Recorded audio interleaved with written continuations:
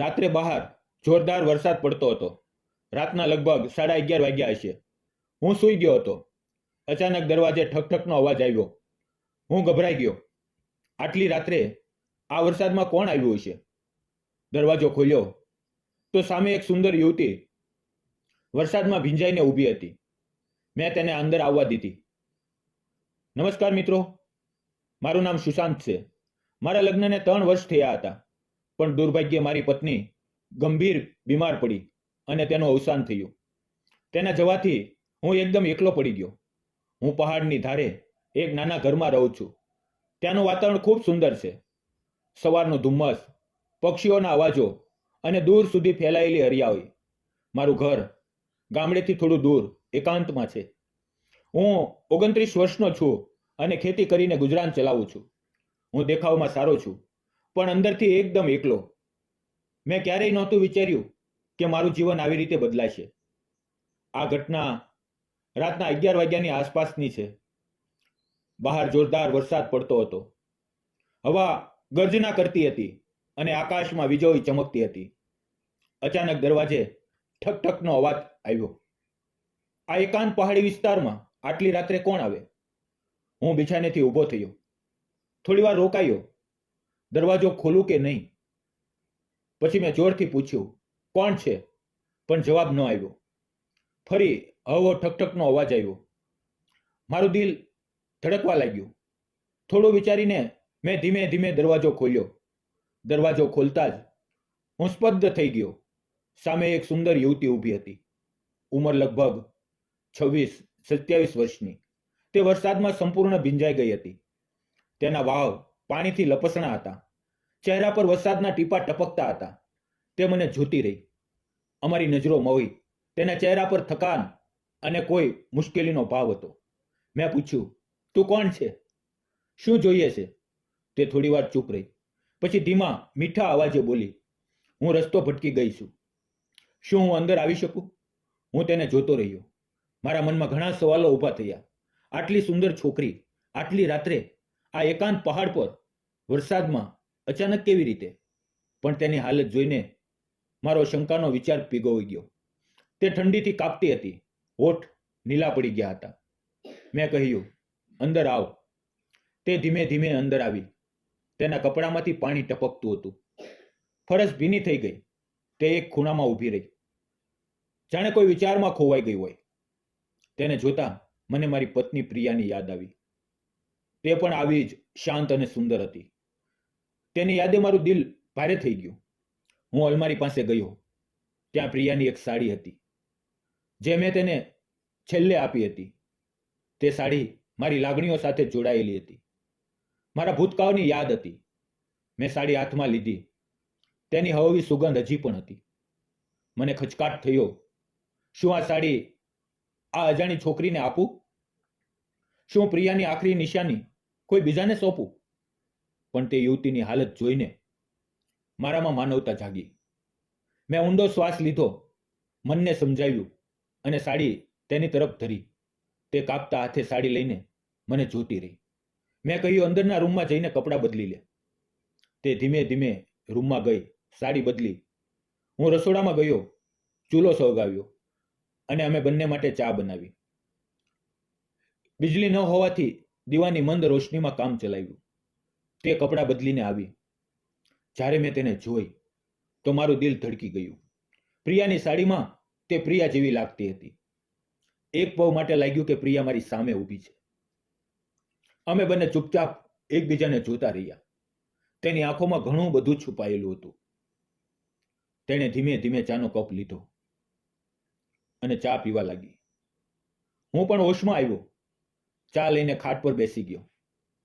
ચા પીધા પછી મેં પૂછ્યું, તું કોણ છે? ક્યાંથી આવી?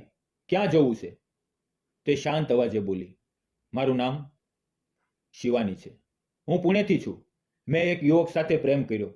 ઘરવાળાઓના વિરોધ છતાં તેની સાથે ભાગી આવી, પણ તેણે મને દગો આપ્યો. તેનો પ્રેમ ખોટો હતો. જ્યારે તેનું મન ભરાયું, તેણે મને રસ્તે મૂકી દીધી. આ કહેતા તે રડવા લાગી. તેના અવાજમાં ઊંડું દુઃખ હતું, જાણે નિર્દોષ હોવા છતાં સજા મળી હોય. તેની વાત સાંભળીને મને દુઃખ થયું. મેં તેને બોલવા દીધી, જેથી તેનું દિલ હળવું થાય. તે બોલી, હું ગ્રેજ્યુએટ છું, પણ તેના પ્રેમમાં અંધ બનીને ઘર છોડી દીધું. મારા માતા પિતાએ મારા માટે ઘણા સપના જોયા હતા, પણ મેં બધું નષ્ટ કરી દીધું. હવે હું તેમને કેવી રીતે મોં બતાવું? હું ગઈકાલથી ભટકતી હતી. રાતભર રજવતી રહી. તેનો અવાજ કાપતો હતો.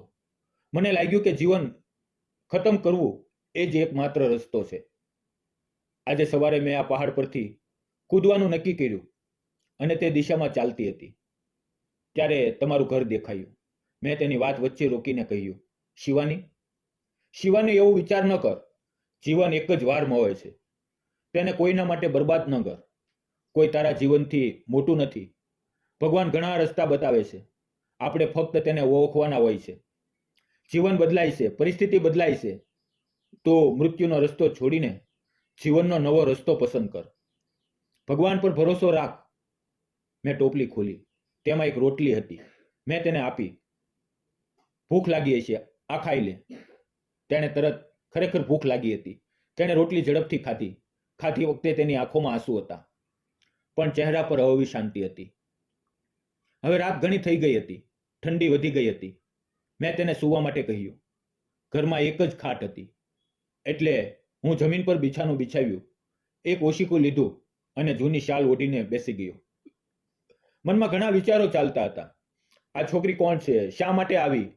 ભગવાને તેને મારી પાસે કેમ મોકલી? વિચારતા વિચારતા આંખો બંધ થઈ ગઈ અને હું ઊંઘી ગયો. સવારે હું ગોસાઓમાં ગયો. સફાઈ કરી, પાણી ગરમ થવા મૂક્યું. હવે તે પણ જાગી ગઈ હતી. મેં કહ્યું, પાણી ગરમ છે, નાહી લે. અલમારીમાં બીજી સાડી છે, તે લઈ લે. તે નાહવા ગઈ. ત્યાં સુધીમાં મેં ચા બનાવી. તે તૈયાર થઈને આવી તો મેં કહ્યું, ચા લે. ચા પીતા પીતા તે બોલી, હવે મારે જવું પડશે. મેં પૂછ્યું, ક્યાં જઈશ? તે બોલી, રસ્તો જ્યાં લઈ જશે ત્યાં.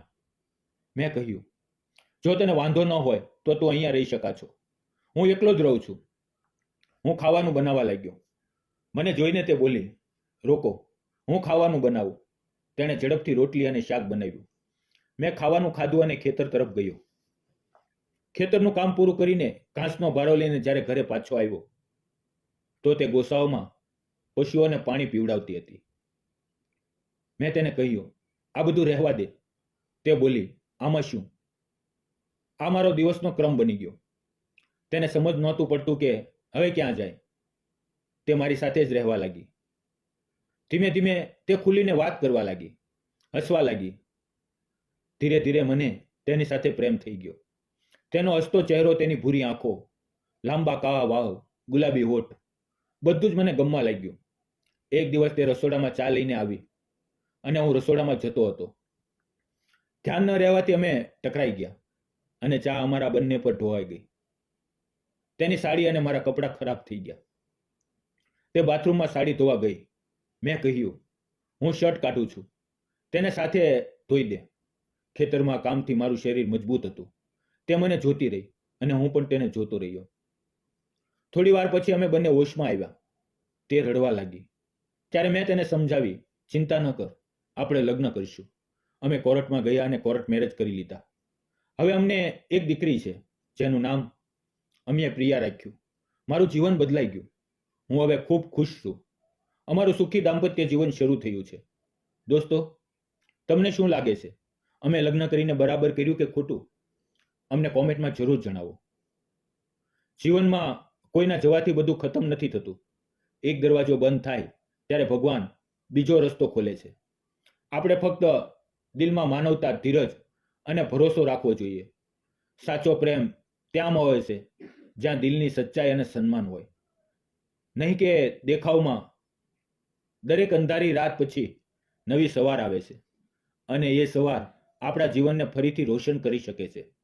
એટલે ક્યારેય આશા ન છોડો, કારણ કે ભગવાન હંમેશા આપણી વાર્તાનો અંત સુંદર બનાવે છે. તો દોસ્તો, આ પ્રેમ કહાની તમને કેવી લાગી? કોમેન્ટમાં જરૂર જણાવો. જો સારી લાગી હોય તો વિડીયોને લાઇક, શેર અને ચેનલને સબસ્ક્રાઇબ કરવાનું ન ભૂલતા. ફરી મળશું આવતીકાલે એક નવી વાર્તાની અંદર. ત્યાં સુધી તમે તમારું ધ્યાન રાખો અને જતા જતા આપને જણાવી દઈએ કે આ વાર્તા કાલ્પનિક હતી, તેને ફક્ત મનોરંજન અને શૈક્ષણિક ઉદ્દેશથી બનાવવામાં આવી છે. વાર્તાની અંદર આવેલા નામ, પાત્ર, ઘટના બધું જ કાલ્પનિક છે. તેનો કોઈ પણ વ્યક્તિ, જાતિ કે ધર્મ સાથે સંબંધ નથી. જો આવું બન્યું હોય તો એકમાત્ર સંયોગ છે. તો કૃપા કરીને તેને અન્યથા ન જોશો. ફરી મળીએ આવતીકાલે મિત્રો. ત્યાં સુધી આવજો. ધન્યવાદ મિત્રો.